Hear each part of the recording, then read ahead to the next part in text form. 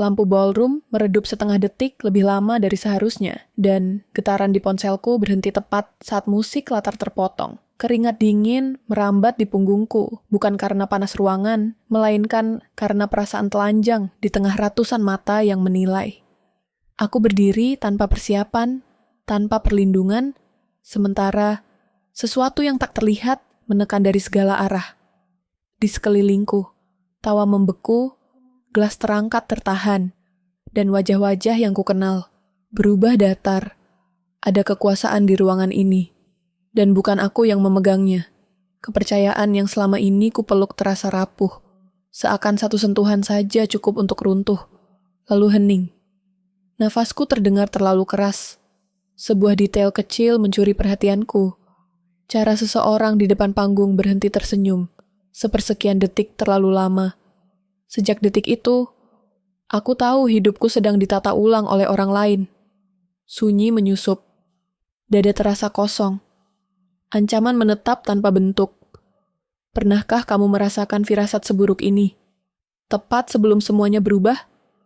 Lampu kristal di langit-langit bergetar halus, seolah bernapas bersama ruangan.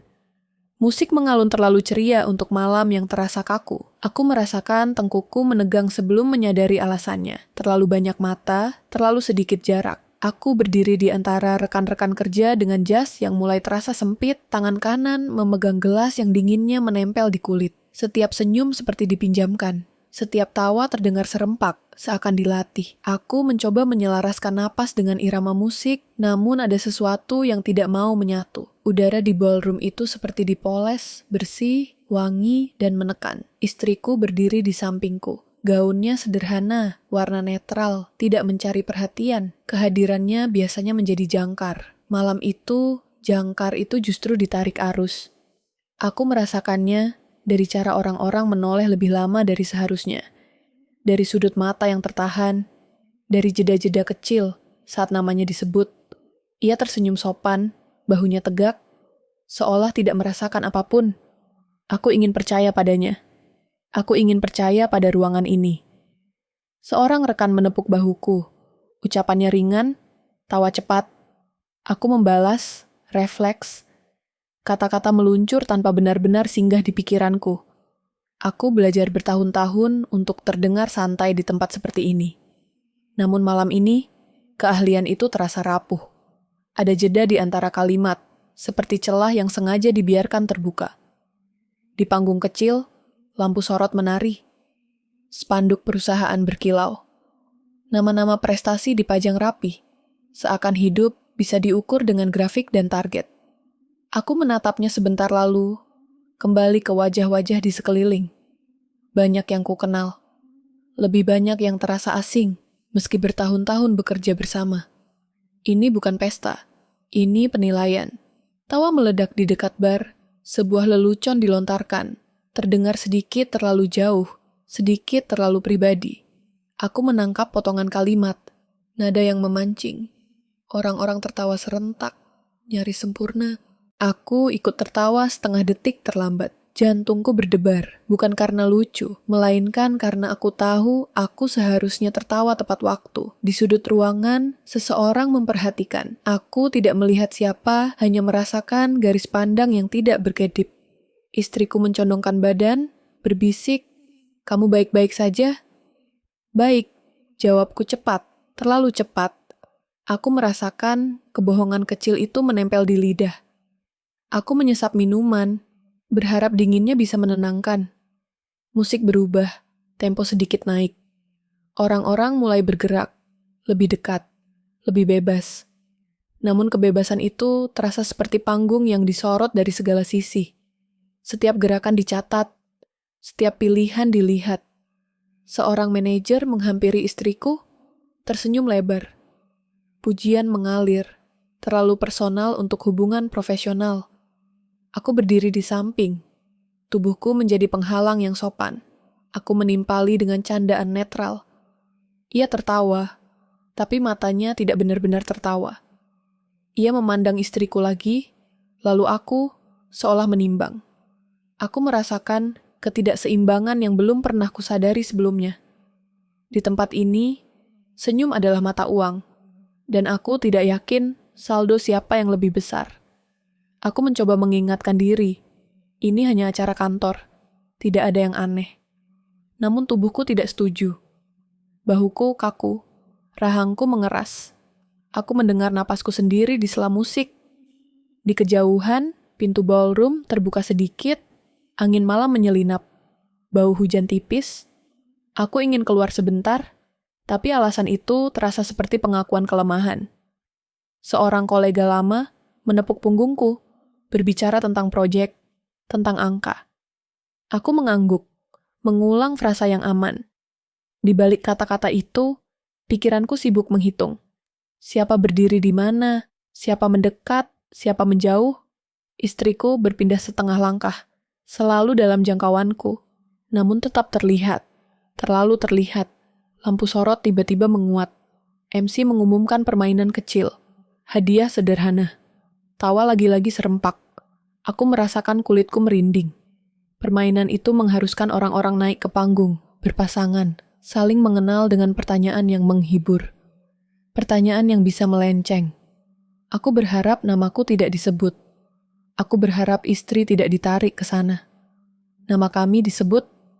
Aku melangkah dengan senyum yang terasa ditempel. Tangga panggung licin, atau mungkin kakiku yang gemetar. Lampu menyilaukan, suara menjadi gema. Aku berdiri di samping istriku, merasakan kehangatan tangannya. Aku berpegangan pada itu. Pertanyaan pertama, aman, tawa mengalir. Pertanyaan kedua menyinggung kebiasaan rumah. Masih aman. Ketiga melenceng sedikit, disambut tawa lebih keras. Aku melihat ke arah meja direksi. Seseorang di sana, bersandar santai, wajahnya tenang, mata tajam. Aku menjawab seperlunya. Istriku menjawab dengan anggun. Aku merasa bangga sekaligus takut. Setiap kata seperti koin yang dilempar ke lantai. Berbunyi, dinilai, dikumpulkan oleh orang yang tepat. Saat permainan usai, tepuk tangan pecah. Aku menunduk singkat, menarik istriku turun dari panggung. Napasku tertahan lama, baru lepas ketika kaki menyentuh lantai. Lucu ya, kata seseorang. Lumayan, jawabku, kata lumayan menggantung. Aku merasakan keringat di pelipis. Aku menoleh ke meja direksi lagi. Tatapan itu masih ada. Tidak tersenyum, tidak mengancam, hanya ada. Keberadaan yang menekan lebih dari ancaman terang-terangan. Kami kembali ke kerumunan. Aku mencoba meredakan diri, mengingat wajah-wajah ramah, mengingat bahwa aku bekerja keras, bahwa aku pantas di sini. Namun perasaan dinilai tidak surut. Bahkan ketika aku tertawa, ada bagian dari diriku yang menonton dari jauh, mencatat setiap detik. Istriku menyesap minumannya. Aku melihat jari-jarinya sedikit bergetar. Aku ingin berkata sesuatu yang menenangkan, tapi kata-kata terasa kosong. Kami berdiri terlalu dekat dengan panggung. Musik kembali berubah, kali ini lebih pelan. Orang-orang berbincang, suara berlapis. Aku menangkap potongan-potongan. Promosi, penempatan, rencana. Masa depan dibicarakan seolah milik mereka. Seseorang mendekat lagi. Kali ini lebih senior. Ia berbicara padaku, lalu beralih ke istriku dengan keluasan yang terlatih. Pujian kembali mengalir, lebih halus, lebih berbahaya. Aku menyelipkan diri dalam percakapan, menjaga jarak. Ia mengangguk, seolah mengerti, namun matanya kembali menilai. Aku merasakan dorongan aneh, ingin pergi, namun kaki tidak bergerak. Di sudut ruangan, seorang staf tertawa terlalu keras. Seorang lain terdiam terlalu lama. Semua berlebihan, atau mungkin aku yang terlalu peka. Aku menghela napas, mencoba merasionalkan. Ini hanya malam yang panjang. Ini hanya kepalaku. Keluar sebentar, bisik istriku. Nanti, kataku. Aku tidak tahu kenapa aku menunda. Mungkin karena aku tidak ingin terlihat lari. Mungkin karena aku merasa ada sesuatu yang harus kulihat sampai tuntas. Atau mungkin karena aku takut pada apa yang akan kurasakan di luar ketika musik berhenti dan lampu tidak lagi menyilaukan. MC kembali berbicara. Kali ini tentang ucapan terima kasih. tentang keluarga yang mendukung. Aku menegakkan punggung. Nama istriku disebut sebagai contoh. Tepuk tangan kembali. Aku merasakan campuran bangga dan takut yang aneh. Mengapa contoh? Untuk apa? Aku menoleh. Di meja direksi, seseorang akhirnya tersenyum. Senyum kecil, terukur. Ia mengangkat gelas sedikit, seolah memberi salam. Aku membalas dengan anggukan tipis. Detik itu terasa lebih lama dari seharusnya. Aku menyadari sesuatu yang sederhana dan menakutkan. Malam ini bukan tentang perayaan. Ini tentang penempatan. Aku mencoba mengalihkan perhatian. Berbicara dengan rekan yang aman. Membahas cuaca. Membahas parkiran. Hal-hal kecil yang menenangkan. Namun bahkan di sana, aku merasakan jeda-jeda aneh. Tatapan menyelinap. Telinga yang terlalu dekat. Aku seperti berdiri di tengah lingkaran cahaya. Sementara bayangan berkumpul di pinggir. Istriku menggenggam tanganku. Tekanannya lembut, namun penuh makna. Aku mengangguk kecil. Kami bergerak menuju pintu samping, namun langkah kami terhenti oleh sapaan yang terlalu hangat. Seorang eksekutif menyelah, meminta waktu sebentar. Aku mengiyakan, lagi-lagi refleks. Istriku berdiri tenang, matanya fokus. Pembicaraan itu singkat, namun berlapis, tentang kesempatan, tentang kepercayaan, tentang kedekatan. Aku mendengar kata-kata itu dan merasakan beban yang belum jelas bentuknya. Ketika ia pamit, aku merasakan sisa kehangatan di udara, seperti bekas tangan di bahu yang tak terlihat. Kami akhirnya keluar ke koridor. Suara musik meredam, lampu lebih dingin. Aku menarik napas panjang, terlalu panjang. Istriku bersandar ke dinding sebentar. Kami tidak bicara. Diam itu tebal, penuh pertanyaan yang belum siap diucapkan. Kita pulang? Katanya akhirnya. Sebentar lagi, jawabku. Aku ingin percaya bahwa sedikit lagi akan cukup. Bahwa aku bisa menutup malam ini tanpa membawa pulang apapun selain kelelahan. Namun perasaan itu tidak mau pergi. Di dalam dadaku ada benih yang baru ditanam. Rasa bersalah tanpa sebab. Rasa takut tanpa bentuk. Aku tahu benih itu akan tumbuh. Kami kembali masuk. Lampu terasa lebih terang. Musik lebih keras. Aku melihat ke arah meja direksi lagi. Tatapan itu kembali menemukan kami. Seolah memang menunggu. Seseorang bangkit dari kursi, melangkah mendekat dengan tenang. Aku merasakan perutku mengencang. Besok sempat, katanya. Suaranya rendah, ramah. Tentu. Jawabku, kata itu keluar sebelum aku sempat berpikir. Senyum ditukar. Jabat tangan singkat, ia menyebutkan ingin berbincang lebih lanjut, secara khusus. Aku mengangguk, lagi-lagi. Saat ia pergi, ruangan terasa berubah. Tidak ada yang jelas, namun semuanya terasa berbeda. Aku berdiri di sana, mendengar musik, melihat tawa, merasakan lampu. Istriku menatapku, bertanya tanpa kata. Aku tidak punya jawaban, hanya satu kepastian yang mengendap perlahan. Ketidaknyamanan ini tidak akan berhenti di malam ini. Ini baru awal. Teleponku bergetar di atas meja makan yang dingin. Getaran pendek, ragu, lalu berhenti. Aku menatap layar yang gelap lebih lama dari perlu. Seolah menunggu sesuatu muncul dengan sendirinya. Rumah terasa lebih sunyi sejak malam itu.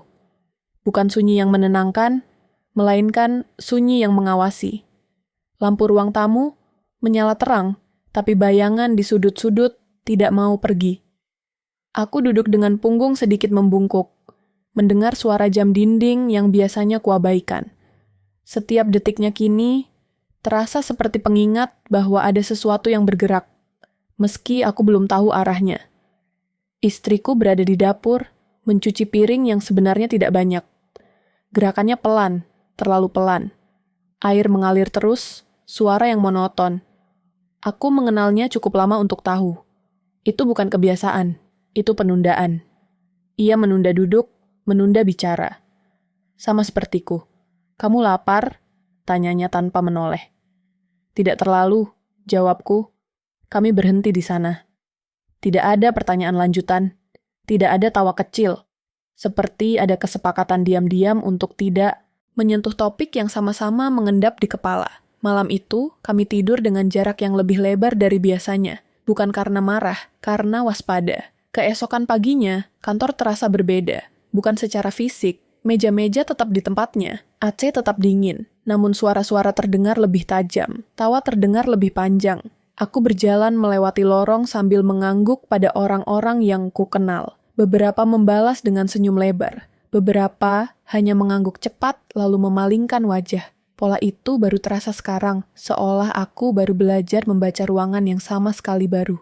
Acara kemarin seru ya, kata seorang rekan di dekat mesin kopi. Lumayan, jawabku, kata itu kembali. Lumayan, aman. Namun matanya menatapku sedikit lebih lama, lalu bergeser ke layar ponselku yang tergeletak di meja. Aku menggesernya tanpa sadar, memposisikan layar menghadap ke bawah. Gerakan kecil, refleks. Aku tidak tahu kenapa aku melakukannya.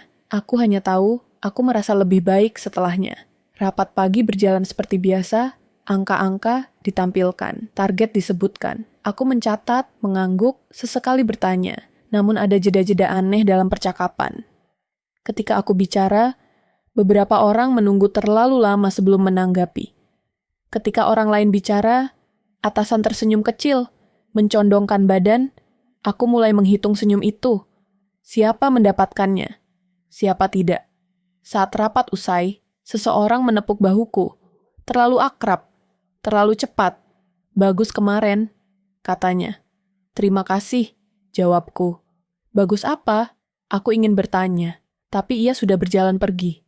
Kata itu tertinggal, menggantung seperti catatan tanpa konteks. Aku kembali ke mejaku dengan perasaan seperti baru saja melewatkan sesuatu yang penting. Di rumah, istriku mulai bercerita tentang hari-harinya dengan nada yang berbeda. Ia menyebut nama orang-orang dari kantor yang sama. Tentang pesan singkat yang masuk larut malam, isinya sopan, terlalu sopan. Tentang pujian yang terasa berlebihan. Ia tertawa kecil saat menceritakannya, seolah mencoba meyakinkan dirinya sendiri bahwa semua itu tidak berarti apa-apa. Mungkin aku terlalu sensitif, katanya. Mungkin. Kataku, aku tidak yakin. Namun mengatakan sebaliknya terasa seperti membuka pintu yang tidak siap kami masuki. Malam itu, aku terbangun oleh suara notifikasi ponsel. Bukan ponselku. Ponsel istriku di meja samping tempat tidur. Ia bergerak, meraih, lalu berhenti. Ada jeda sebelum ia membuka layar. Aku berpura-pura tidur. Cahaya layar memantul singkat di langit-langit. Lalu gelap lagi. Pagi berikutnya, ia terlihat lelah. Lingkar hitam tipis di bawah matanya. Aku ingin bertanya. Aku menunda. Penundaan menjadi kebiasaan baru.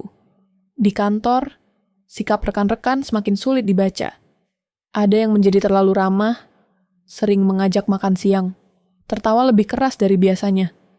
Ada yang menjaga jarak, jawabannya singkat, matanya menghindar. Aku mencoba mencari pola. Menghubungkannya dengan rapat, dengan posisi, dengan kedekatan. Pada atasan, setiap dugaan terasa masuk akal dan sekaligus rapuh. Suatu sore, aku melewati ruang kerja atasan. Pintu sedikit terbuka. Aku mendengar suaranya, tenang, rendah. Tawa kecil menyusul. Aku tidak berhenti. Aku juga tidak mempercepat langkah. Aku hanya mencatat. Di dadaku, intuisi mengetuk pelan. Semakin keras setiap hari. Di rumah, suasana semakin tipis. Kami masih makan bersama. Masih membahas hal-hal kecil. Namun ada lapisan lain di bawahnya. Seperti suara frekuensi rendah yang tidak terdengar. Tapi terasa. Ketika istriku tertawa, aku mendengar ketegangan di ujungnya. Ketika aku diam, ia menatapku sejenak lebih lama. Lalu kembali ke piringnya. Ada yang aneh. Katanya suatu malam akhirnya. Apa? Cara mereka melihat. Aku mengangguk. Itu saja. Pengakuan kecil itu terasa besar. Seperti menggeser batu pertama dari dinding yang selama ini kami sandarkan. Setelah itu, kami lebih sering diam. Diam yang sadar. Hari-hari berikutnya dipenuhi percakapan biasa yang terasa bermakna ganda. Kalimat sederhana seperti, nanti kita bahas, terdengar seperti ancaman terselubung. Pujian terdengar seperti penilaian. Aku mulai memilih kata dengan lebih hati-hati. menyaring kalimat sebelum keluar, menahan diri dari bercanda. Aku mencoba mengabaikan firasat, mengatakan pada diri sendiri bahwa ini hanya tekanan kerja, bahwa aku terlalu memikirkan.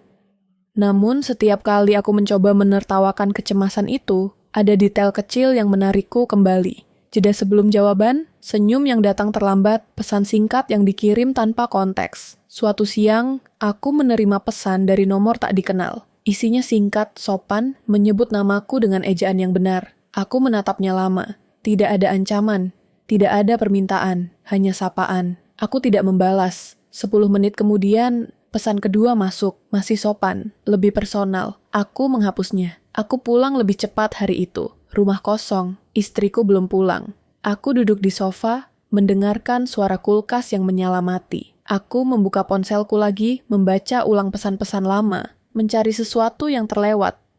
Bukti, apapun, tidak ada. Hanya perasaan yang semakin mengeras. Ketika istriku pulang, ia terlihat terkejut melihatku di rumah. "Kamu sakit?" tanyanya. "Tidak." Kami duduk berhadapan, meja di antara kami seperti garis batas. Aku ingin bertanya tentang pesannya. Aku tidak tahu bagaimana. Ia bercerita tentang pekerjaannya hari itu, tentang cuaca, tentang macet. Aku mendengarkan, mencatat jeda, nada. Aku membenci diriku sendiri karena melakukannya. "Ada pesan aneh?" tanyaku akhirnya. Ia menatapku, lalu menggeleng. "Tidak, aku tidak tahu apakah itu kebenaran atau perlindungan. Mungkin keduanya." Malam itu, aku tidak bisa tidur. Aku bangun, berjalan ke jendela, melihat lampu jalan yang berkedip. Aku merasa aman dan terancam pada saat yang sama.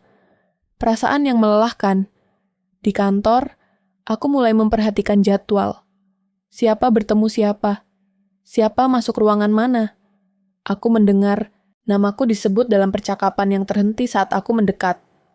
Aku tersenyum, pura-pura tidak mendengar.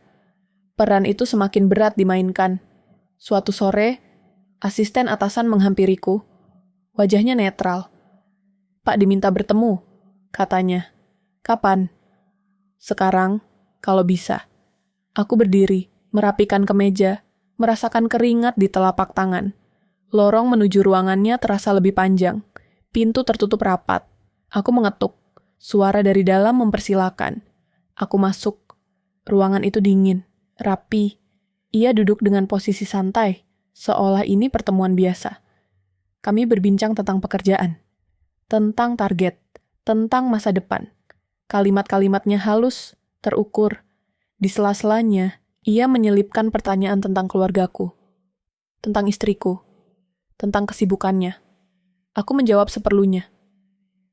"Acaranya menyenangkan," katanya tiba-tiba. "Yah," jawabku. Ia tersenyum. Senyum yang sama, terukur. Aku keluar dari ruangan itu dengan perasaan lebih ringan dan lebih berat sekaligus. Tidak ada yang jelas. Dan itu yang paling mengganggu. Malam itu, saat aku hampir tertidur, ponselku bergetar. Nama atasan muncul di layar. Pesan singkat. Undangan makan malam. Pribadi. Waktu dan tempat sudah ditentukan. Tidak ada alasan. Tidak ada konteks. Aku menatap layar itu lama. Cahaya biru memantul di wajahku. Dari kamar mandi, terdengar suara air. Aku tidak bergerak. Aku tahu. Setelah ini, aku tidak bisa lagi berpura-pura tidak melihat isyarat-isyarat itu. Kecurigaan telah menemukan pintunya, dan ia menuntut jawaban. Pintu rumah tertutup dengan bunyi yang terlalu keras. Aku berdiri beberapa detik di baliknya. Telapak tangan masih menempel di gagang, mendengarkan gema kecil yang tersisa di dinding. Nafasku pendek, seperti baru berlari, padahal aku hanya pulang. Lampu ruang tamu menyala setengah. Istriku duduk di sofa, punggungnya tegak, ponsel tergeletak di pangkuan. Layar gelap, televisi mati. Rumah terasa disiapkan untuk sebuah percakapan yang tidak ingin terjadi. Aku melangkah pelan, meletakkan tas kerja tanpa suara. Aku tidak bertanya. Ia juga tidak. "Dia mengirim pesan lagi," katanya akhirnya. Suaranya datar. Aku duduk. Jarak di antara kami terasa lebih jauh dari biasanya. Aku menatap karpet, mencoba menahan reaksi pertama. Aku tahu nama yang ia maksud tanpa perlu disebut. Nama itu sudah bergaung di kepalaku berhari-hari. Apa isinya? Tanyaku. Biasa, katanya. Menanyakan kabar, mengajak makan. Aku mengangguk, seolah itu informasi ringan. Seolah ajakan makan tidak berarti apa-apa. Seolah nada yang terlalu tenang itu tidak menyembunyikan sesuatu. Aku menarik napas, menahannya sebentar, lalu melepaskan. Kamu jawab, tidak. Aku ingin mempercayainya. Aku ingin mempercayai cara ia mengatakan itu. Singkat, tegas, namun ada jeda sebelum kata tidak keluar. Jeda kecil, tapi cukup untuk membuat pikiranku berlari. Di dapur, panci di atas kompor belum dicuci. Bau makanan sisa mengambang. Jam dinding berdetak lebih keras. Aku berdiri, berjalan ke jendela, membuka sedikit. Udara malam masuk, lembab, membawa suara motor jauh. Aku berdiri dengan punggung menghadapnya. Mencoba menyusun kata yang tidak terdengar seperti tuduhan. Ini sudah kelewatan, kataku. Ia tidak langsung menjawab. Aku mendengar kain sofa berderit saat ia menggeser posisi. Aku tahu, katanya pelan, tapi kamu juga tahu, dia atasanmu. Kalimat itu jatuh di ruangan seperti benda berat. Atasanmu, bukan atasan kami. Aku menoleh, matanya menatapku, jujur, lelah. Aku merasakan campuran marah dan bersalah. Marah pada situasi, bersalah karena aku yang membawanya ke sini. Aku bisa bicara, kataku. Bicara bagaimana? Tanyanya. Dengan siapa? Pertanyaan itu sederhana, tapi tidak ada jawaban yang aman. Aku kembali duduk. Ponselku bergetar di meja. Aku mengabaikannya. Getaran berhenti. Lalu muncul lagi. Aku menatap layar. Nomor yang sama. Aku mematikan suara. Istriku memperhatikan. Matanya mengikuti gerakan jariku. Dia tahu rumah kita, katanya tiba-tiba. Aku menegang. Maksudmu? Dia menyebut lingkungan ini, katanya. Dengan santai. Aku merasakan sesuatu mengeras di perutku. Bukan takut murni. Lebih seperti perhitungan yang dipercepat. Aku berdiri lagi. Berjalan ke pintu. Memastikan kunci terpasang. Aku memeriksa jendela, tirai. Gerakan-gerakan kecil yang biasanya tidak kulakukan. Rumah ini, yang selama ini menjadi tempat berhenti, tiba-tiba terasa seperti panggung lain. Ini bukan cuma soal kerja, kataku. Ia mengangguk. Aku tahu sekarang. Malam itu, kami tidur dengan lampu kamar menyala.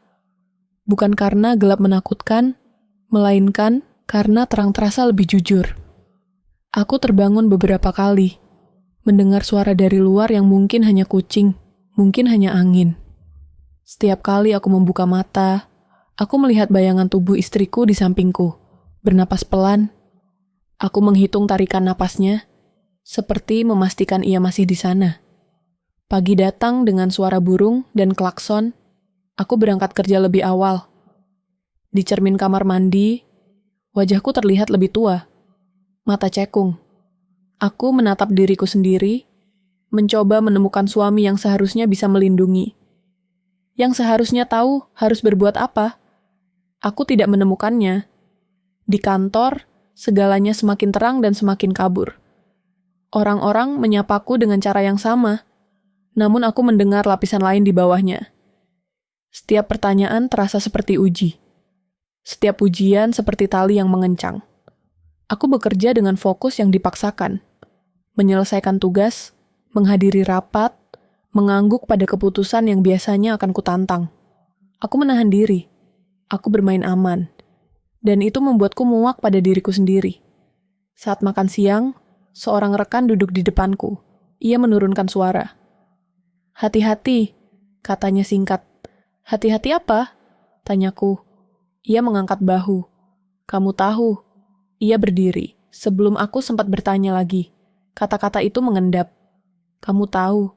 Semua orang seolah tahu, tapi tidak ada yang mau mengatakan. Aku merasa seperti berdiri di tengah ruangan dengan lampu mati, semua orang melihat, aku tidak. Sore hari, pesan masuk lagi. Kali ini lebih langsung. Ajakan yang sama, Dengan nada yang tidak lagi meminta. Aku menatap layar lama. Jari-jariku dingin. Aku tidak membalas. Aku memasukkan ponsel ke saku, merasakan getarannya seperti denyut yang tidak mau berhenti. Di rumah, istriku tampak lebih tenang. Terlalu tenang. Ia memasak, menyapu, melakukan hal-hal biasa dengan presisi. Aku tahu itu cara bertahannya. Cara mengendalikan sesuatu ketika hal lain lepas. Kami makan tanpa televisi. Anak kami bertanya kenapa kami diam. Aku tersenyum, menjawab singkat. Ia mengangguk, kembali bermain. Innocent, berat. Setelah anak tidur, kami duduk di meja makan. Lampu kuning menggantung rendah. Bayangan wajah kami saling tumpang tindih di dinding. Aku tidak bilang semuanya, katanya. Aku menatapnya, menunggu. Dadaku terasa sempit. Ada pertemuan, katanya. Di luar kantor, beberapa orang. Termasuk dia? Iya. Aku mengepalkan tangan di bawah meja. Dan, ia menarik napas. Dia menyentuh lenganku. Lama. Aku berdiri. Kursi berderit keras. Suara itu memecah sesuatu di dalam diriku. Aku berjalan bolak-balik, meremas rambut. Aku ingin berteriak, tapi aku tahu teriakan tidak akan mengubah apapun. Aku berhenti di depan jendela lagi, menatap malam. Kamu bilang tidak? Tanyaku. Iya, katanya cepat. Aku bilang tidak. Aku mengangguk. Aku percaya pada kata itu, namun gambaran sentuhan itu tetap ada, melekat, membuatku ingin memecahkan sesuatu. Aku berbalik, menatapnya. Ia terlihat kecil di kursi itu, bukan karena lemah, tetapi karena dunia mengecilkan ruangnya. Maaf, kataku. Kata itu terdengar tidak cukup. Ini salahku. Jangan, katanya. Ini bukan salahmu. Kami terdiam. Di antara kami ada sesuatu yang retak. Bukan karena kami tidak saling percaya, tetapi karena dunia memaksa kami menyimpan hal-hal yang seharusnya tidak kami simpan. Rahasia kecil yang menumpuk, menekan dari dalam. Hari-hari berikutnya berjalan dengan ketegangan yang konstan. Pesan-pesan datang dengan jarak yang lebih pendek, nada yang lebih berani. Aku mulai melihat pola manipulasi yang rapi. Pujian diikuti tekanan, perhatian diikuti tuntutan. Di kantor, aku diberi tugas-tugas yang mustahil ditolak. Di rumah, istriku semakin sering memeriksa ponselnya, lalu meletakkannya kembali tanpa membuka. Aku mulai mempertanyakan diriku sendiri. Apakah aku suami yang cukup? Apakah aku pelindung? Atau justru pintu masuk? Pertanyaan itu datang tanpa diundang, menuntut jawaban yang tidak kumiliki. Aku bermimpi tentang rumah kami yang terbuka, pintu-pintu tanpa kunci, orang-orang keluar masuk tanpa izin. Aku terbangun dengan keringat dingin. Suatu malam, listrik padam sebentar. Gelap menyelimuti rumah. Aku berdiri cepat, menyalakan senter ponsel. Cahaya putih menyapu dinding, jendela, pintu. Listrik kembali menyala. Detik-detik itu cukup untuk membuatku sadar. Rasa aman bukan lagi default. Ia harus dipertahankan. Apa kita perlu pindah? Tanyaku tiba-tiba. Istriku menatapku. Kemana? Aku tidak tahu. Pertanyaan itu sendiri terasa seperti kekalahan. Kami tidak pindah. Kami tidak melakukan apapun yang drastis. Namun ketegangan itu mengendap, menggerogoti. Di kantor, atasan memanggilku lagi. Kali ini lebih singkat, lebih personal. Ia berbicara tentang kepercayaan, tentang loyalitas. Ia menyebut nama istriku dengan santai, seolah membicarakan cuaca. Aku merasakan darah naik ke wajahku. Aku menjawab dengan suara yang kupaksakan tenang. Aku keluar dengan tangan gemetar. Malam itu, aku tidak bisa duduk diam. Aku berjalan keluar, berdiri di teras, menatap jalan. Lampu-lampu rumah tetangga menyala. Kehidupan orang lain berjalan normal. Aku merasa terpisah, seperti berada di balik kaca. Aku tidak mau ini berlanjut, kataku saat kembali masuk. Istriku mengangguk. Aku juga. Aku menatap ponselku. Pesan terbaru masih ada. Aku tahu apa yang akan kulakukan, bahkan sebelum aku benar-benar memikirkannya. Keputusan itu terasa impulsif. Lahir dari kelelahan dan kemarahan yang tertahan. Aku mengetik cepat. Kata-kata singkat. Menyetujui undangan itu. Mengatur waktu, mengatur tempat. Istriku menatapku, terkejut. Apa yang kamu lakukan? Aku akan menyelesaikannya, kataku. Bagaimana? Dengan cara satu-satunya yang tersisa. Ia berdiri, memegang lenganku. Ini berbahaya. Aku tahu. Kata itu tidak menghentikanku. Aku merasakan sesuatu berubah di dalam diriku. Dari menunggu menjadi bergerak. Dari bertahan menjadi menghadapi. Aku menatapnya, mencoba meyakinkan. Atau mungkin mencoba meyakinkan diriku sendiri. Percayalah, kataku. Ia melepaskan tangannya perlahan. Keheningan menyelimuti kami. Keputusan itu sudah dibuat. Dan aku tahu, apapun yang akan terjadi setelah ini, rumah kami tidak akan pernah kembali seperti semula. Ketakutan telah memaksa kami masuk ke mode bertahan hidup. Dan aku baru saja melangkah ke medan yang paling berisiko. Restoran itu terlalu terang untuk sebuah pertemuan yang seharusnya tenang. Lampu putih memantul di meja kaca, memaksa setiap wajah terlihat jelas. Aku datang 10 menit lebih awal, duduk di kursi paling pinggir, membelakangi dinding. Aku memilih tempat itu karena satu alasan sederhana. Aku ingin melihat siapapun yang datang mendekat. Aku memesan kopi hitam, tanpa gula. Tangan kiriku menggenggam ponsel di bawah meja, kanan di atas paha, diam. Napasku teratur, tapi dadaku terasa sempit, seperti ada sabuk yang ditarik perlahan. Ia datang tepat waktu, tidak terburu-buru, tidak ragu. Jasnya rapi, senyumnya kecil, profesional. Ia menatap sekeliling sebelum melihatku, lalu berjalan mendekat seolah kami bertemu secara kebetulan. "Kamu cepat," katanya. "Kebiasaan," jawabku. Kami duduk berhadapan. Tidak ada basa-basi panjang. Ia memesan minum, lalu meletakkan ponselnya di meja. Layar menghadap ke bawah. Gerakan kecil, sadar. Aku mencatatnya. Ia menatapku dengan ketenangan yang tidak pernah kumiliki dalam beberapa minggu terakhir. "Kamu terlihat lelah," katanya. "Kamu juga," jawabku. Ia tersenyum. Senyum itu terasa seperti pengakuan tanpa kata. Kami diam sebentar, mendengarkan suara sendok beradu, mesin kopi mendesis. Restoran itu ramai, tapi aku merasa terisolasi. Seolah percakapan ini terjadi di ruang tertutup yang tidak bisa ditembus suara lain. "Aku ingin langsung," katanya. Aku tidak suka membuang waktu. Aku mengangguk. Aku juga tidak. Ia mulai berbicara tentang pekerjaanku, tentang potensi, tentang jalur karier yang bisa terbuka. Kata-katanya halus, tersusun rapi. Aku mendengarkan, tapi pikiranku melayang ke rumah, ke wajah istriku saat aku pergi. Ada kekhawatiran di sana yang belum terjawab. "Kamu tahu kenapa aku memanggilmu?" katanya akhirnya. Aku menatapnya. "Katakan." Ia mencondongkan badan sedikit, tidak terlalu dekat, cukup untuk membuatku harus fokus. Karena aku percaya padamu, dan kepercayaan itu berharga. Aku merasakan tekanan di balik kata itu. Kepercayaan sebagai alat, sebagai mata uang. Aku tidak menjawab. Aku membiarkan hening bekerja. Ia mengangguk kecil, seolah mengerti. "Kita semua punya kehidupan pribadi," katanya. Aku menghormatinya. Aku hampir tertawa. Hampir. Namun tawanya tidak keluar. Aku menatap matanya, mencoba menemukan celah. Tidak ada, hanya ketenangan yang dilatih bertahun-tahun. "Aku tidak nyaman," kataku akhirnya. Kata-kata itu terdengar kaku, tapi jujur. "Dengan perhatianmu." Ia menghela napas pelan. Perhatian itu relatif. Ia menyebut nama istriku dengan cara yang terlalu akrab. Aku merasakan rahangku mengeras. Ia melihatnya, dan tidak berhenti. Dia cerdas, berkelas.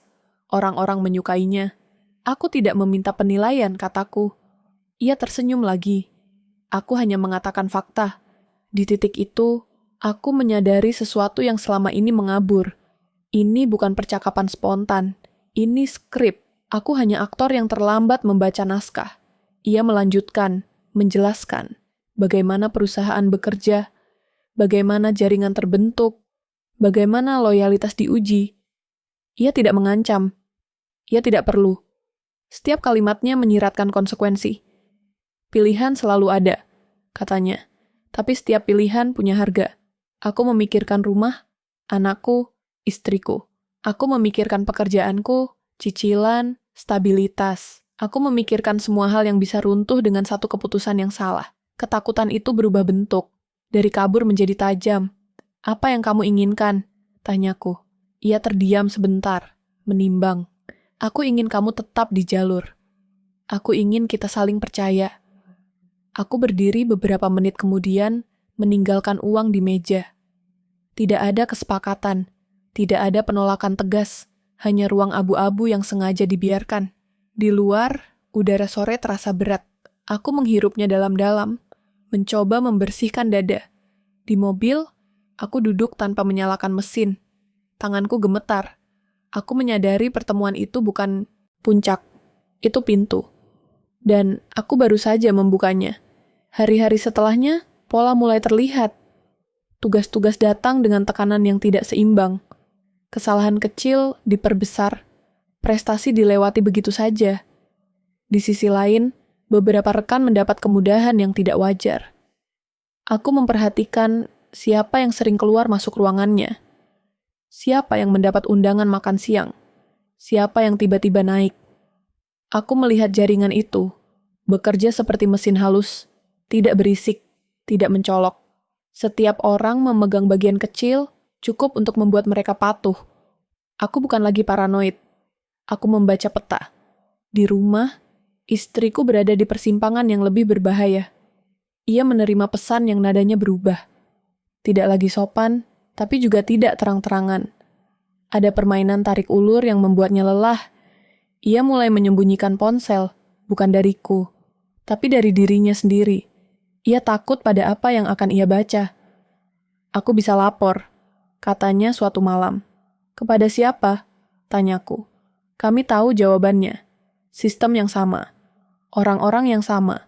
Melapor berarti melompat ke dalam jaring tanpa tahu seberapa kuat benangnya. Aku melihat ketakutan di matanya bercampur dengan kemarahan. Aku ingin melindunginya.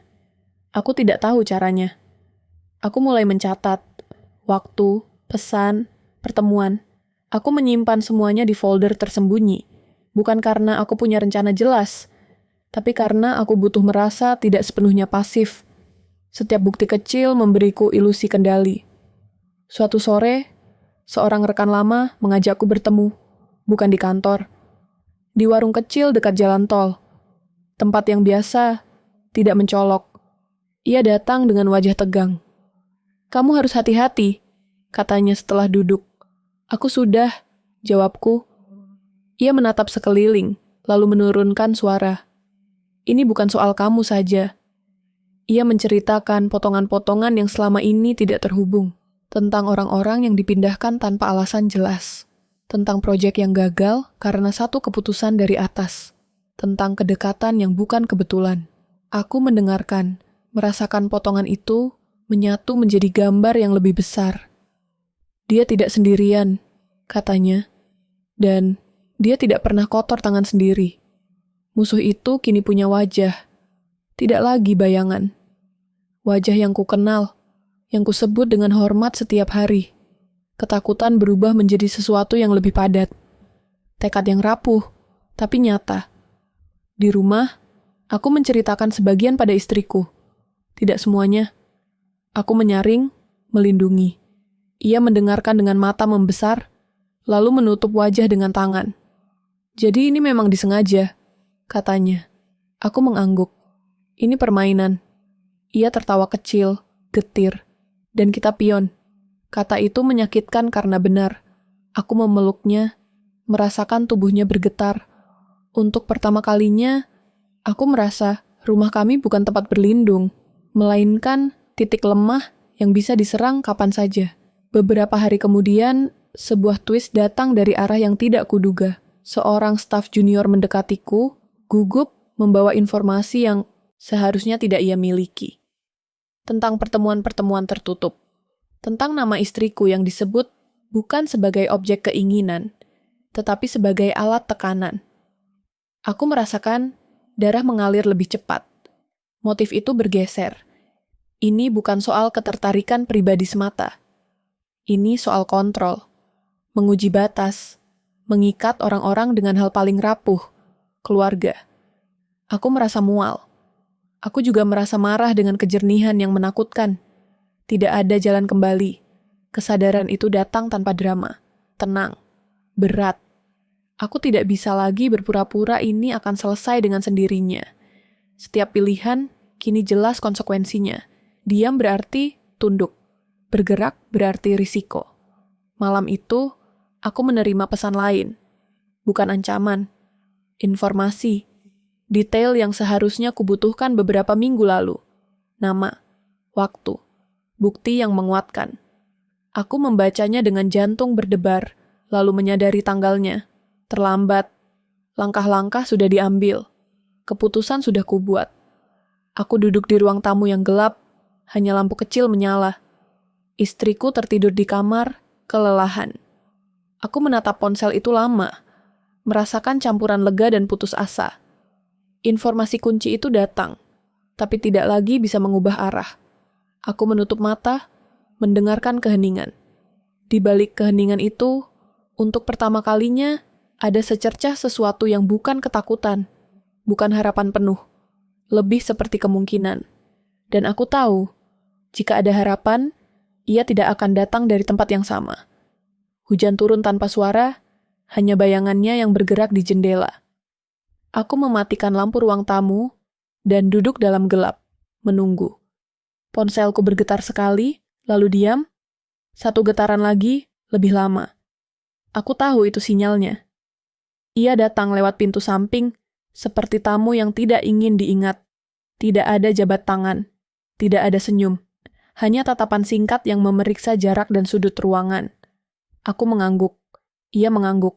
Kami duduk berjauhan. Aku tidak punya banyak waktu, katanya.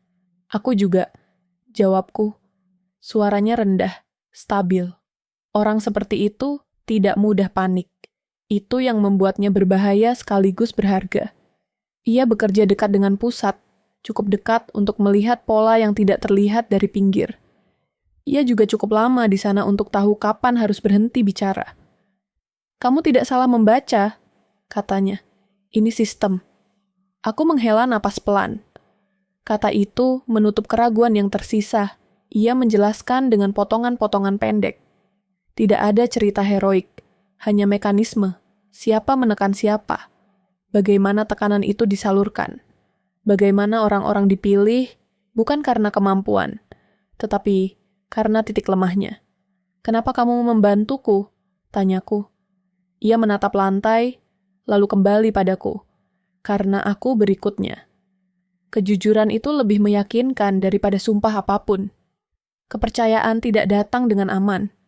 Ia datang dengan risiko yang disadari. Kami sepakat pada satu hal.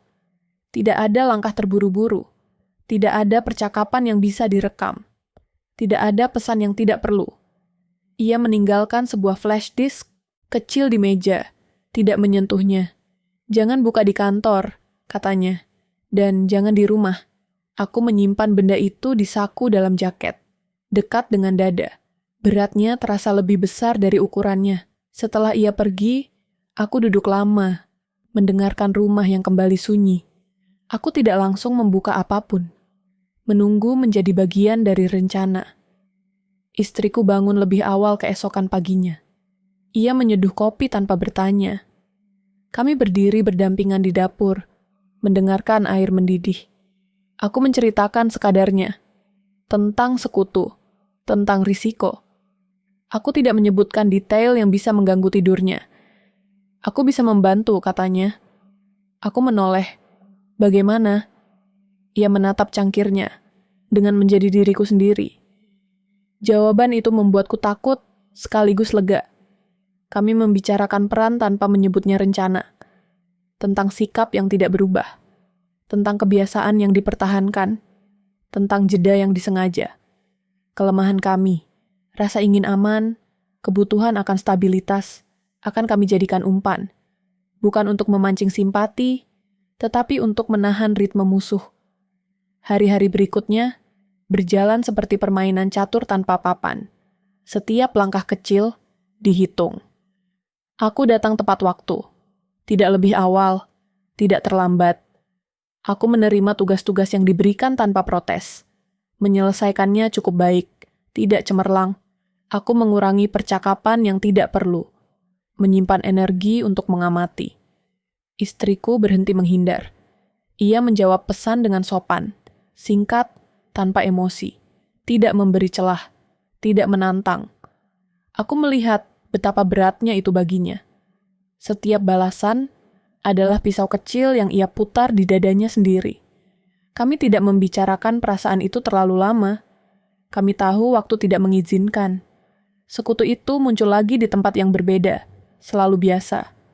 Warung kopi, parkiran, tangga darurat. Informasinya datang bertahap, cukup untuk menyusun peta, tidak cukup untuk merasa aman. Aku belajar membaca tanda-tanda pengawasan. Jeda di lift, tatapan di lorong, agenda rapat yang berubah mendadak. Kekuatan di seberang tidak pernah tidur. Ia hanya berganti wajah. Ada yang mencurigakan? Tanyaku suatu kali. Selalu, katanya. Itu normal. Kami menyusun strategi dalam diam, menggunakan rutinitas sebagai kamuflase, mengarsipkan bukti di tempat yang tidak saling terhubung, menghindari satu titik kegagalan. Kesalahan sekecil apapun bisa berakibat fatal. Kami sepakat untuk gagal kecil lebih dulu, untuk menguji reaksi. Aku sengaja membuat kesalahan administratif yang sepele. Reaksi datang cepat, teguran halus, catatan kecil, tidak ada sanksi. Mesin bekerja. Di rumah, anak kami bertanya, kenapa kami sering berbisik. Aku tersenyum, menjawab dengan cerita sederhana. Kepolosannya menekan. Ia mengingatkanku pada apa yang dipertaruhkan. Malam-malam menjadi lebih pendek. Kami tidur dengan jadwal yang bergeser. Aku membuka flash disk itu di warnet kecil yang sepi. Data mentah, pesan, jadwal, hubungan. Tidak rapi, tapi cukup. Motifnya semakin jelas. Kontrol lewat ketergantungan. Menjaga orang tetap dekat dengan imbalan kecil dan ancaman implisit. Istriku bukan target akhir. Ia tuas.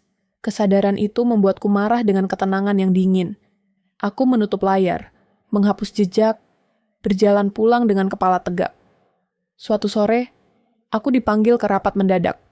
Wajah-wajah familiar. Nada yang terlalu ramah. Aku duduk, mendengarkan, mengangguk. Di sela pembahasan, sebuah pertanyaan diarahkan padaku. Terlalu spesifik, terlalu tepat waktu. Aku menjawab singkat. Aku merasakan keringat di punggung. Rencana ini berjalan di tepi jurang. Sepulangnya, aku menemukan istriku menangis di kamar mandi. Tidak terisak. Air mengalir, wajahnya basah. Ia menatapku, menggeleng. Aku bisa, katanya. Aku hanya butuh sebentar. Aku memeluknya. Diam. Itu saja yang bisa kulakukan. Kami sepakat untuk terus maju. Mundur bukan pilihan. Diam bukan keselamatan. Waktu menjadi musuh terbesar. Tenggat bergeser, tekanan meningkat. Sekutu mengirim pesan singkat. Ada rapat tertutup yang tidak tercatat. Ada nama yang disebut. Ada pergeseran. Aku menyadari ritme mereka berubah. Mereka mencium sesuatu. Malam itu, ponselku berdering. Nomor tak dikenal. Aku mengangkat. Suara tenang di seberang. Terlalu tenang. Kita perlu bicara, katanya. Sekarang. Aku menutup telepon tanpa menjawab. Tanganku gemetar. Aku menatap istriku. Ia mengangguk. Kami sudah tahu ini akan datang. Aku mengirim pesan singkat ke sekutu. Satu kata. Gerak. Kami keluar rumah dengan langkah biasa. Tidak berlari. Tidak menoleh. Di mobil, aku menyadari rencana kami hampir terbongkar sebelum dijalankan. Ada bayangan di kaca spion. Ada jeda yang tidak seharusnya. Nafasku pendek. Aku memegang kemudi lebih erat. Keheningan di antara kami tebal. Tidak ada kata penghiburan, hanya fokus. Konfrontasi tidak lagi bisa dihindari. Lift berhenti di lantai kami dengan hentakan kecil yang terlalu keras. Pintu terbuka, dan aku melangkah keluar sebelum benar-benar siap. Bau karpet, dengung AC, langkah sepatu, semuanya terasa lebih dekat dari biasanya.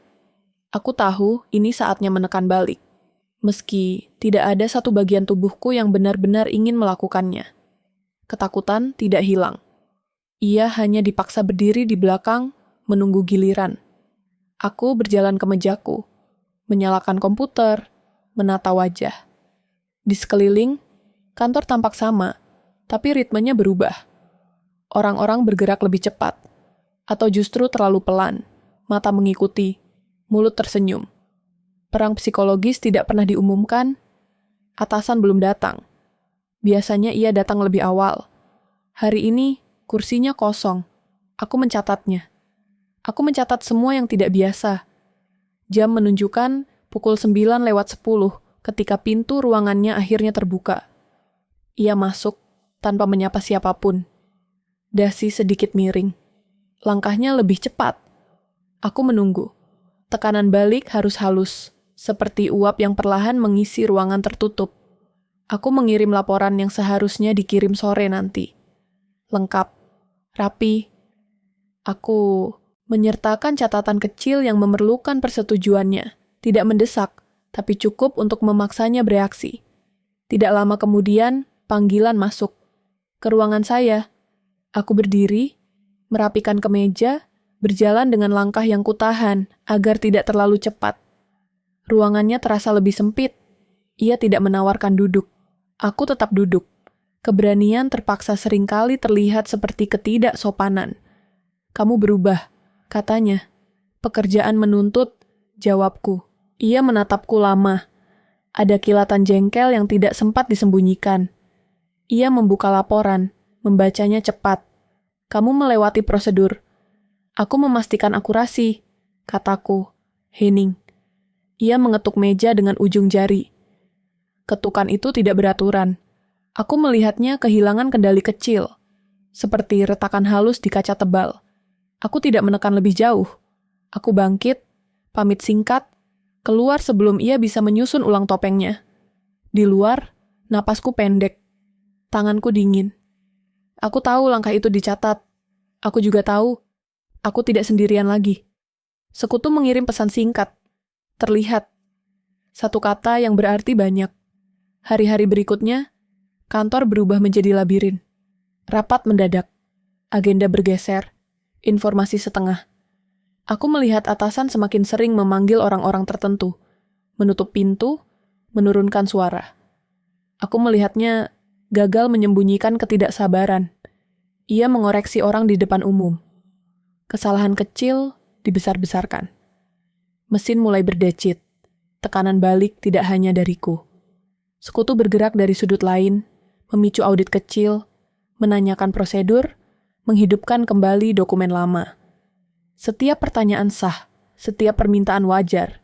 Bersama-sama, kami mempersempit ruang geraknya. Di rumah, aku memberitahu istriku secukupnya. Ia mengangguk, menatapku dengan mata yang sudah terlalu sering lelah. Hati-hati, katanya. Aku selalu begitu. Aku tidak mengatakan bahwa kehati-hatian kini terasa seperti berjalan di tali tipis tanpa jaring. Suatu siang, aku mendengar namaku disebut di lorong. Percakapan terhenti saat aku mendekat. Aku tersenyum, menyapa, berjalan terus. Aku menyadari satu hal. Ketakutanku berubah bentuk. Bukan lagi takut kehilangan, melainkan takut ragu. Keraguan adalah pintu pengkhianatan. Sekutu diuji kesetiaannya lebih dulu. Ia dipanggil terpisah, diberi tawaran yang menggiurkan. Ia menceritakannya padaku dengan wajah datar. Mereka ingin aku diam. Apa jawabmu? Tanyaku. Ia menatapku lama. Aku minta waktu. Jawaban itu jujur, tidak heroik. Aku menghargainya. Aku tahu ia manusia, bukan simbol. Risiko pengkhianatan meningkat, dan itu normal. Aku menyesuaikan rencana. Menyebar bukti, tidak lagi terpusat. Menyiapkan jalur keluar. Bukti terus dikumpulkan. Email lama, catatan rapat, rekaman suara yang sah. Setiap file disimpan dengan nama yang membosankan. Aku belajar menghapus jejak dengan sabar. Di kantor, aku menghadapi ketakutan terbesarku. Duduk berseberangan dengannya di rapat besar, menatapnya saat ia berbicara, menunggu momen ia tergelincir. Momen itu datang pelan, Ia salah menyebut angka, sekilas saja. Aku mengangkat tangan. Maaf, izinkan klarifikasi. Suaraku stabil. Ia menoleh tajam. Aku menyodorkan data. Ruangan hening. Ia tersenyum kaku, mengoreksi diri. Retakan itu terlihat oleh semua orang. Setelah rapat, ia memanggilku lagi. Kali ini, ia menutup pintu dengan keras. Kamu bermain api, katanya. Aku bekerja. Jawabku. Ia mendekat, terlalu dekat. Jangan lupa posisi. Aku menatapnya. Aku tidak lupa. Keheningan menggantung. Aku melihat kemarahan yang ditahan. Seperti air di balik bendungan yang mulai bocor. Aku keluar dengan lutut gemetar. Keberanian terpaksa itu mahal. Tapi ia bekerja. Sekutu mengirim pesan lain. Ada email yang terhapus, tapi tidak sepenuhnya. Ada saksi yang ragu, tapi mau bicara jika aman. Kebenaran mulai naik ke permukaan. Bukan sebagai ledakan, melainkan sebagai garis air yang terus meninggi. Namun setiap kemajuan membawa ancaman baru. Sebuah pesan anonim masuk ke ponsel istriku. Isinya singkat, menyebut sekolah anak kami. Aku pulang cepat. Kami duduk di lantai ruang tamu. Mematikan lampu, mendengarkan napas masing-masing. Amarahku terkontrol dengan susah payah. Ini batasnya. Aku mengambil keputusan yang kupendam lama. Langkah nekat. Aku mengirimkan salinan sebagian bukti ke alamat yang tepat. Cukup untuk memicu reaksi, tidak cukup untuk mengungkap semuanya. Umpan terakhir. Aku menekan kirim dengan jari yang tidak bergetar lagi. Telepon berdering tak lama kemudian, nada yang sama. Suara yang kini kehilangan ketenangannya. Aku tidak mengangkat. Aku menatap layar sampai berhenti. Aku tahu reaksi berantai telah dimulai. Semua mengarah pada satu titik akhir. Hujan turun tepat saat kami tiba. Bukan hujan deras, melainkan hujan yang jatuh lurus dan dingin, seperti jarum. Gedung itu berdiri terang di tengah gelap. Kaca-kacanya memantulkan kilau lampu kota yang gemetar. Aku melangkah masuk dengan napas terukur. Setiap langkah terasa seperti keputusan terakhir. Di dalam, udara dingin dan kering. Bau pembersih lantai bercampur logam. Tempat ini sering disebut simbol netralitas. Ruang rapat terakhir, tempat kebenaran dipresentasikan tanpa emosi. Malam ini, netralitas itu retak. Istriku berjalan di sampingku. Tangannya dingin, tapi genggamannya kuat. Wajahnya tenang, terlalu tenang, seperti seseorang yang sudah melewati titik takut. Aku tahu apa yang ia bawa bukan hanya bukti, tetapi ingatan yang belum sembuh. Kami dipersilakan duduk. Kursi-kursi berjejer rapi. Di depan, layar besar menyala biru. Beberapa wajah yang kukenal hadir. Sebagian dengan ekspresi kaku, sebagian berusaha santai. Di sudut, aku melihatnya. Atasanku. Jas rapi, dasi sempurna. Senyum tipis yang terlambat. Mikrohook itu datang dalam diam. Pintu ditutup, kunci diputar, dan ruangan menjadi dunia yang terpisah. Silakan, kata seseorang. Aku berdiri. Suaraku tidak bergetar saat mulai bicara. Aku tidak membaca naskah. Aku tidak perlu. Aku menyusun cerita seperti menyusun bukti di meja, satu persatu. Waktu, pesan, pertemuan, tekanan, jaringan. Aku melihat wajah-wajah berubah. Ada yang menunduk, ada yang menyilangkan tangan. Ia menyela dengan tenang. Ini interpretasi. Aku mengangguk. Ini kronologi. Layar berganti. Dokumen, email, catatan rapat, garis waktu. Aku tidak melihat ke arahnya. Aku menatap ruang. Aku membiarkan fakta berbicara. Ketika suara rekaman diputar, hening menjadi berat. Beberapa orang menghela napas tanpa sadar. Istriku berdiri saat gilirannya tiba. Ia tidak membawa banyak kata. Ia menceritakan pengalaman tanpa detail sensasional. Nada datar. Pilihan kata sederhana. Namun setiap jeda menyimpan beban. Ketika ia menyebut sentuhan itu, ruangan bergeser. Trauma tidak perlu diteriakan untuk terdengar. Atasanmu? Tanya seseorang. Ia mengangguk. Aku merasakan dadaku mengeras. Ia menatap lurus, tidak menangis. Keberanian itu tidak keras. Ia tenang. Dan justru itu yang memukul. Topeng mulai jatuh bukan dengan ledakan, melainkan dengan kesalahan kecil. Ia menyangkal satu detail yang ternyata tercatat. Ia mengoreksi tanggal, lupa bahwa email memiliki waktu. Ia tersenyum, lalu berhenti. Untuk pertama kalinya, aku melihat ketidaksabaran yang nyata. Ia menatapku lama. Aku membalas tanpa kebencian. Kamu memerangkap, katanya. Tidak, jawabku. Aku mencatat. Motifnya terungkap saat ia mencoba membenarkan. Tentang efisiensi. Tentang loyalitas.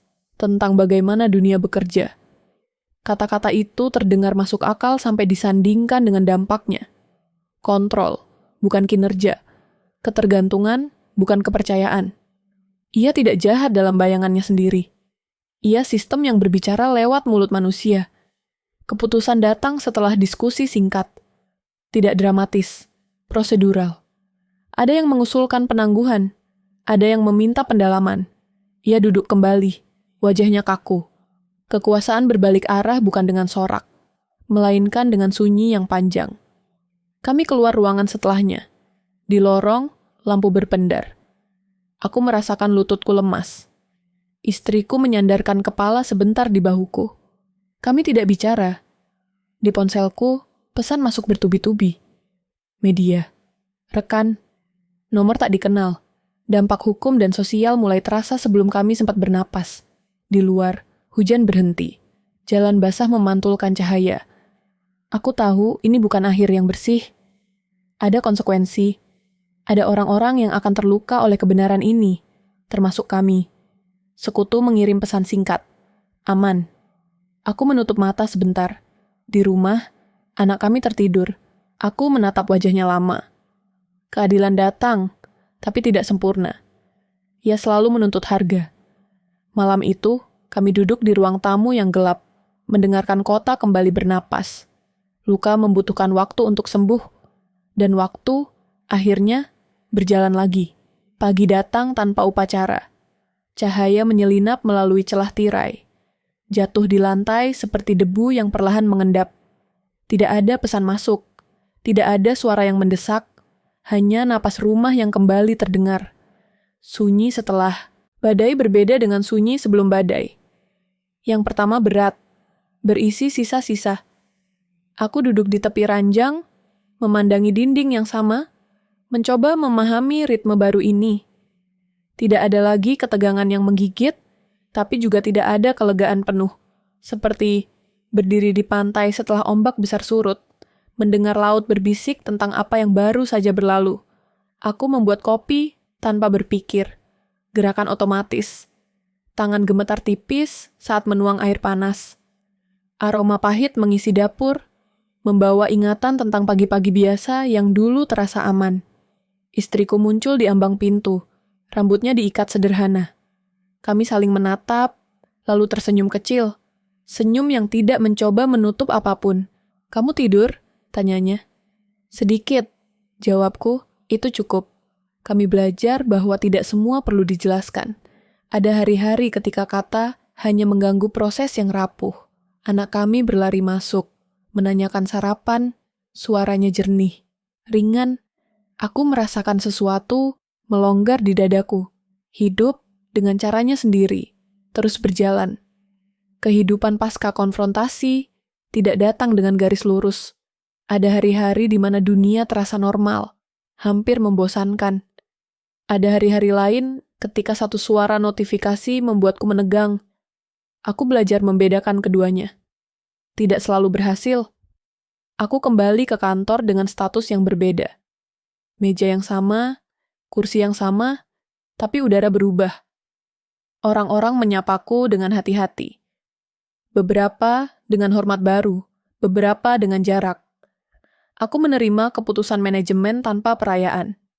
Tidak ada kemenangan di sana. Hanya penutupan. Ada yang menghindari mataku. Ada yang mengucapkan terima kasih singkat. Aku mengangguk, menerima, tanpa mencari makna berlebih. Aku tahu, keadilan memberi penutup, bukan penghapus. Jejak tetap ada. Hubungan tidak otomatis pulih. Dan itu wajar. Rasa bersalah datang tanpa undangan. Saat sendirian di lift. Saat menatap layar kosong. Aku memikirkan sekutu yang harus pindah divisi, karirnya tertahan. Aku memikirkan orang-orang yang terjebak di tengah. Aku memikirkan diriku sendiri. Bertanya apakah aku bisa memilih jalan lain yang lebih lembut. Pertanyaan itu tidak punya jawaban yang menenangkan. Di rumah, kami mulai membangun ulang dengan langkah kecil. Jadwal makan malam kembali teratur. Televisi menyala lagi, lalu dimatikan ketika terlalu bising. Kami berbicara tentang hal-hal ringan lebih dulu. Cuaca, rencana akhir pekan, film yang tertunda. Perlahan, kami menyentuh yang berat. Aku masih terbangun malam. Katanya suatu malam, menatap jendela. Aku tahu, jawabku. Kami tidak mencari solusi cepat. Kami mengakui trauma, membiarkannya bernapas. Ada sesi konseling yang kami datangi bersama, lalu sendiri-sendiri. Kata-kata baru muncul, tidak semuanya nyaman, namun kejujuran yang tenang terasa lebih kuat daripada penyangkalan. Sentuhan kembali menemukan tempatnya. Bukan sebagai pelarian, tetapi sebagai pengingat bahwa tubuh juga perlu diyakinkan. Kadang ia menarik tangannya, kadang aku yang ragu. Kami menghormati itu. Kepercayaan tidak dibangun dengan tuntutan. Anak kami bertanya, kenapa kami sering menarik napas panjang. Aku menjawab dengan jujur yang sederhana, karena orang dewasa juga belajar. Ia mengangguk, menerima. Anak-anak tahu kapan harus percaya. Pelajaran tentang kekuasaan dan kepercayaan tertanam tanpa perlu ditulis. Aku melihatnya di rapat-rapat kecil, di cara orang mengajukan pertanyaan, di jeda sebelum persetujuan. Aku tidak lagi menganggap ketenangan sebagai jaminan niat baik. Aku juga tidak mencurigai semua hal. Kewaspadaan baru berarti memilih dengan sadar, bukan hidup dalam ketakutan. Istriku kembali bekerja dengan ritme yang disesuaikan. Ia menolak beberapa undangan, menerima yang lain. Aku tidak mengawasinya. Aku percaya, dengan batas yang jelas. Kami membuat kesepakatan-kesepakatan kecil, fleksibel. Jika salah satu merasa tidak nyaman, kami berhenti. Tidak ada debat. Suatu sore, kami berjalan kaki di kompleks. Matahari turun, bayangan memanjang. Tetangga menyapa. Dunia tampak seperti biasa. Aku menyadari betapa anehnya bahwa kebiasaan sederhana bisa terasa seperti hadiah. Aku memegang tangannya. Ia membalas. Apa kamu menyesal? Tanyanya tiba-tiba. Aku berpikir lama. Aku menyesal pada harganya, kataku. Bukan pada kebenarannya. Ia mengangguk. Itu juga cukup. Kami belajar bahwa kelegaan seringkali pahit, dan itu tidak mengurangi nilainya. Ada berita lanjutan di media. Proses hukum berjalan lambat. Nama-nama disebut, lalu dilupakan. Aku tidak mengikuti setiap detail. Aku memilih jarak. Mengikuti terlalu dekat hanya membuka luka. Mengabaikan sepenuhnya juga tidak jujur. Aku memilih tengah. Sekutu mengirim pesan sesekali. Kabar singkat. Tidak selalu baik. Tidak selalu buruk. Kami bertukar salam. Tidak ada nostalgia berlebihan. Kami tahu apa yang kami lakukan bersama, dan itu cukup. Malam-malam kembali sunyi, tapi kini sunyi yang bisa ditempati. Aku duduk di teras, mendengarkan suara jauh. Aku mengingat ketakutan yang dulu memenuhi dada, lalu membandingkannya dengan napas yang kini lebih dalam. Aku tidak kebal. Aku hanya lebih sadar. Kami merapikan rumah secara bertahap. Membuka laci yang lama ditutup. Membuang kertas-kertas yang tidak perlu. Menyimpan beberapa sebagai pengingat. Tidak semua kenangan harus disingkirkan. Beberapa perlu diletakkan di tempat yang tepat. Suatu malam, listrik padam lagi. Gelap menyelimuti. Aku menyalakan lilin. Cahaya kecil itu cukup. Istriku tersenyum tipis. Dulu aku akan panik, katanya. Sekarang aku di sini. Aku menyadari bahwa keberanian seringkali bukan tentang melawan, tetapi tentang tinggal. Tinggal dalam momen tanpa melarikan diri. Tinggal bersama orang yang memilihmu, meski dunia mengguncang. Keadilan tidak membawa kembali waktu yang hilang. Ia tidak menghapus bayangan, namun ia memberi struktur pada ingatan. Agar tidak berantakan, ia memberi alasan untuk melangkah tanpa harus menoleh setiap saat. Kami merencanakan liburan sederhana. Tidak jauh, tidak mewah. Hanya tempat dengan udara segar dan sinyal lemah. Aku menantikan jeda itu, bukan sebagai pelarian, tetapi sebagai perayaan kecil atas keberlanjutan. Pagi terakhir dalam cerita ini datang dengan hujan ringan. Aku berdiri di jendela, melihat tetesan menyatu, lalu jatuh. Tidak ada pesan, tidak ada panggilan, hanya hari yang siap dimulai. Aku memutar kunci pintu, melangkah keluar, dan menutupnya perlahan. Tidak ada cliffhanger, hanya keheningan yang jujur.